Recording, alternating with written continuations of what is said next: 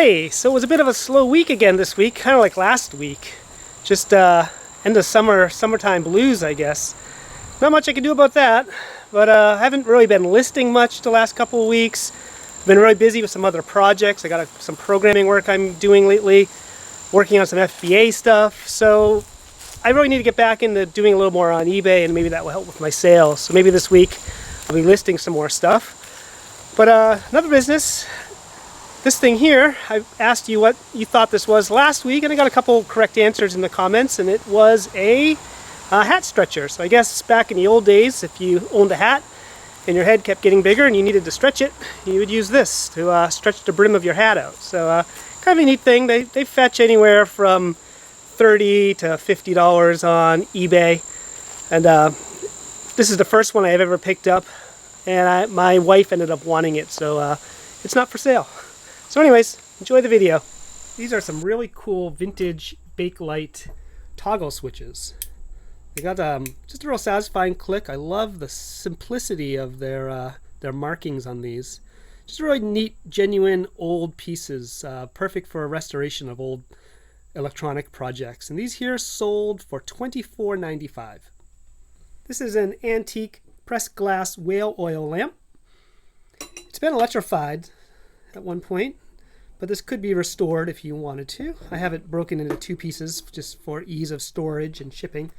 I found this lamp in my attic when I moved into my house last year. I have an old 1870s kind of Greek revival farmhouse, and I found this, actually the electricians that were wiring the house found this up in the attic. So I just decided to list it this year, and I had it put up for $140, and I took a best offer of $112. Another Olympic patch sold. This one here is for Sarajevo, 1984. Not a ton of money in this. This one here sold for $8.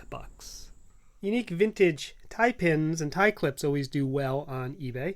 These I pick up at auction, usually in jewelry box lots. I look for certain brands like Anson and Swank, and I think this one here is an Anson. You can see it there. And this one here is just a simple comedy and tragedy drama masks. Probably somebody in theater purchased this, and they paid $14 for this one. This is a 2-book set of Lewis Carroll books. This is Alice's Adventures in Wonderland and Through the Looking Glass. And these are from 1941. They're produced by Heritage Press. And I got these in a tray lot. It was a big stack of Heritage Press books. And I believe I paid about $5, maybe $10 for this lot. These were the most valuable two in the lot. And this is sold for $65. They're going off to Australia, and they're a little bit heavy, and books aren't cheap to ship across the world.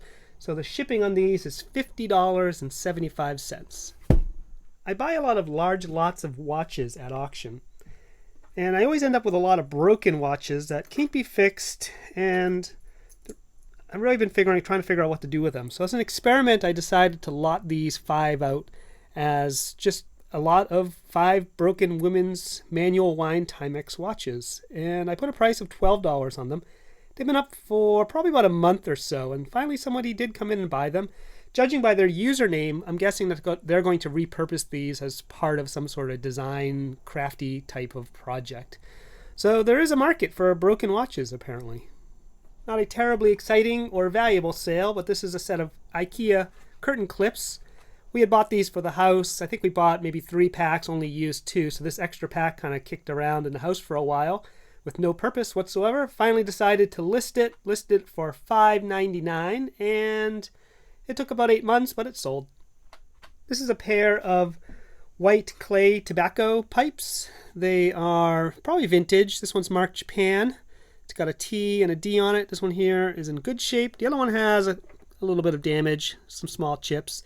These came in the bottom of a box lot, and I listed them up for $21.95, and they sold. This is a pair of antique draw poles. These I got out of a tray lot at an auction of old antique hardware and furniture pediments. I paid maybe $10 to $15 for that tray lot, and I've featured a lot of other similar pieces in my other What Sold videos. These ones here sold for $24.95.